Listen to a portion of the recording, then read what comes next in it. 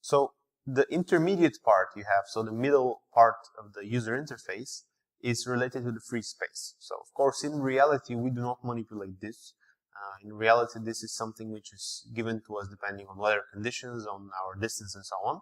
But since this is an educational module, we can manipulate it here, and we can simulate all sorts of distances and noises.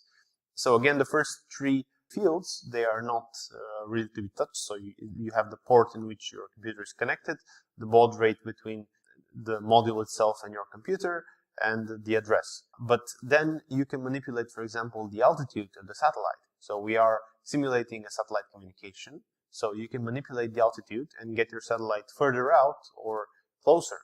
And for example, you can get to 600 kilometers above the Earth and see the difference between this and, let's say, 200 kilometers, or maybe even between this and something on the ground.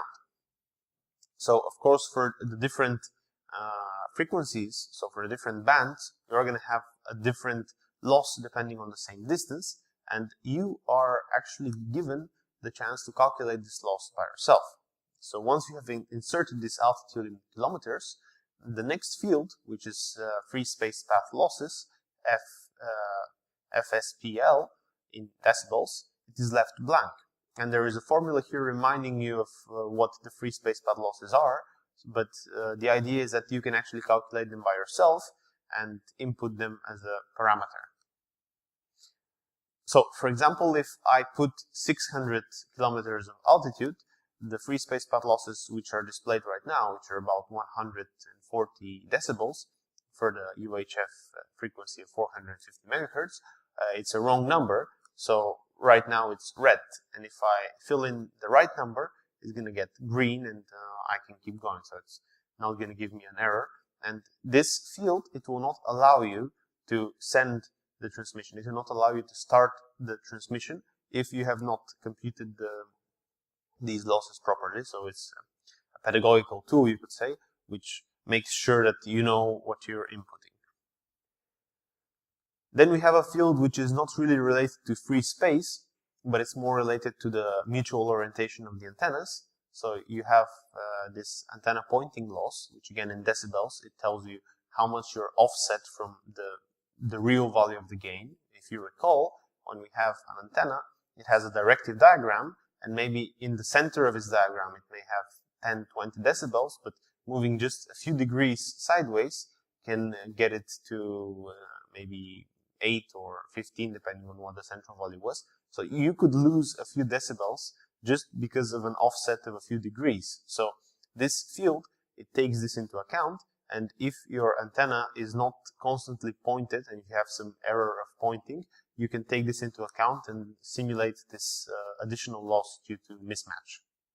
Of course, we have the antenna polarization loss, and you recall that on let's say in an average case when your light is getting depolarized because of the atmosphere or for other reasons, or if you're using circular polarization to receive linear, you're going to have -3 decibels of loss due to it. So you can regulate this, and again, you can take -3 to be the, let's say, the worst scenario, and play around. So you can see if your polarization is better preserved.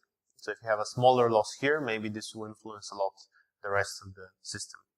And of course, you have the atmospheric loss, which you have to take into account yourself. So this atmospheric loss, you recall, it depends highly on the type of atmosphere. It depends highly on the frequency, on the type of weather. So you can look up in all the plots and the tables we have provided in the theoretical part, and you can estimate this atmospheric loss. And you can notice, for example, that when I'm on UHF, the maximum that is given is about 1 decibel here, because even if we are going through, let's say, 10, 20 kilometers of dense atmosphere, maybe if we're near the horizon, it will be much more, it will be hundreds of kilometers, but still the losses for UHF are not very high. On the other hand, if I go to S-band, you can see that the decibels which we have, they increase, because if you recall, the higher frequencies, they get absorbed a lot more, and the power is reduced a lot more when you use higher frequencies from the atmosphere. This is something which is included. It's a realistic feature which gives you different losses due to atmosphere. Now, the last field, which is sort of a separate field included in this free space, essentially it's below the free space losses, is interference.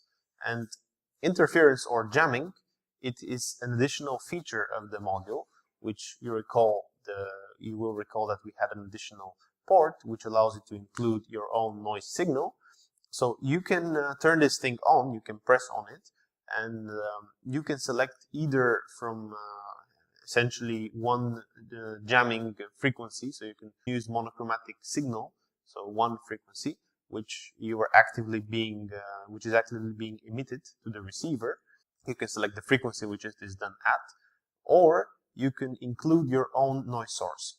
So if you use this jamming feature, the default feature which we have in the free space module, which you're given as part of InnoSpaceTool, it can change to, it's essentially a simple generator which gives you this additional noise, and it also raises the, let's say, the noise level of the whole system on all frequencies by about 20 decibels. So if you mark this jamming, and if you select a central frequency, you have you have several parameters that can be manipulated, but you have a big peak of jamming at that central frequency which you have selected. But in addition, you have some overall noise change, so basically a higher noise level, higher noise floor of the whole system. But in reality, you may have other transmitters around you, which are transmitting in let's say, a whole signal, so a whole modulated signal, which is close to yours. And if you want to simulate something like this, if you want to include additional noise types, so not just monochromatic or white noise, you can include your own noise generator. So you can connect a cable to the port which was shown on the device, which you can see here again, and you can essentially play any noise you like. Now, one more feature which is very interesting is the Doppler shift feature. So we have a tab here which allows you to specify a velocity, and this velocity you specify is between the receiver and the transmitter. So this is a relative velocity, and you can have it in kilometers per second because we are speaking about satellite communication. So you have this velocity which you fix, and essentially tells you with what relative velocity is the satellite traveling to your ground station. And this will simulate the respective redshift or blue shift, so the change of frequency due to Doppler effect, which you should have in such a realistic communication.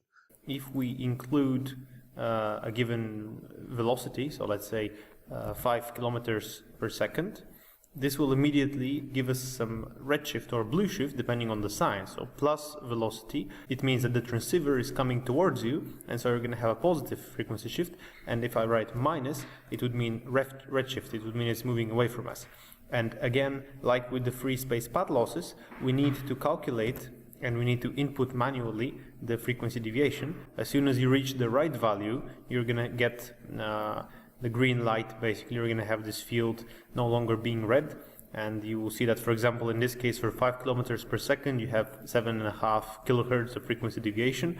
Of course, this is not exact. We can include more numbers after the decimal place, but this is sufficient to see the effect. And if I change the sign, then this is no longer true. I need to also, if I change the sign of the velocity, so now if it's a minus sign, it means that the transmitter is actually moving away from us, so the frequency deviation, it will not be higher, so we're not going to have plus 7.5 but minus 7.5. And again, if I write this, I see that again for 5 kilometers per second but moving away from me, I'm going to have a redshift of 7.5 kilohertz. So you see again the formula down here which reminds you, so the change in frequency, it's essentially the relative velocity divided by the speed of light times the central frequency. So you can calculate from this speed, you can calculate this frequency deviation. So you remember that only the parallel velocity, only the velocity projection which is parallel to the direction of communication, only it contributes to the Doppler effect. So if you have your antenna pointing in this direction and the satellite traveling exactly transverse, you will not have, to a first approximation, you will not have any Doppler shift. So only the component which is parallel to it will give you some Doppler shift, and you can compute this. You can give a rough estimate for different scenarios, what this would look like, and you can have this effect observed in the communication system. Now, lastly, we have two fields on the bottom of the interface, which are called, again, they are called transmitter and receiver, but you do not touch anything there. So these fields, they tell you essentially when you are starting a communication or when you are doing communication, they tell you what you are doing. So you have, for example, in the transmitter, you have packets sent. So you have the different packets, they will come here, they will appear when you start sending them. And this field essentially tells you how many packets the transmitter has sent and how much information is sent in terms of packets. And on the receiver block, you have packets received, of course, you have CRC errors, and you have packet error rate. So in the theoretical part, we were reviewing what is known as bit error rate. And here we have something very similar, which is PER, which is packet error rate. So in this type of packet communication we're talking about, again, we pair a lot of bits into a single packet, and so we include this packet error rate variable, which you can say is related to the bit error rate. And one thing which you can do with the whole tool is actually exactly to try and see how different modulation schemes, so all of them are GFSK, but they're with different frequency and frequency deviation at different frequencies and so on. You can see how their packet error rate is related to, for example, to the EV over N naught.